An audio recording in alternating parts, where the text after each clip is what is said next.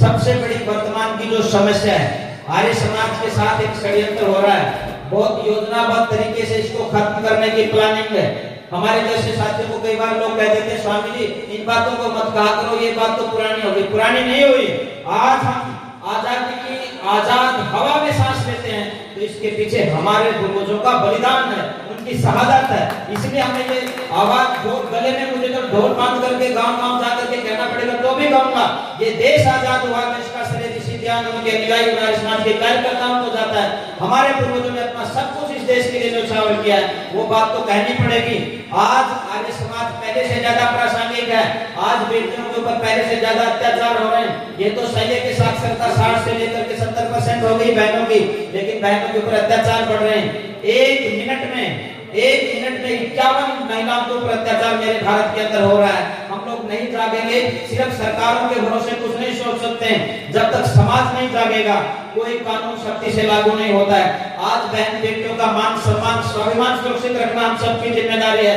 नहीं तो हरियाणा में जैसे मनीषा हत्याकांड हुआ, उस बेटी के साथ दरिंदगी हुई, हैवानियत हुई, बलात्कार हुआ और एसिड डाल करके उसके सीधे पूरे के पूरे शरीर को जला दिया और आज तक पिछले 8 महीने में कोई दरिंदा जो है पकड़ में नहीं आया है। तब मैं कहता हूं कि आर्य समाज के कार्यकर्ताओं को जागना पड़ेगा और ऐसे नौयुवक तैयार करने पड़ेंगे जिनके पास खड़ा होने के बाद गांव की नहीं आस पड़ोस की बहन बेटी भी ये सुरक्षित महसूस करे कि जब तक आर्य समाज दूधली का एक छोटा सा कार्यकर्ता खड़ा है कोई उसकी इज्जत को तार-तार नहीं कर सकता है। ये हिम्मत, ये नौजवानों में वो संस्कार हमें देने पड़ेंगे।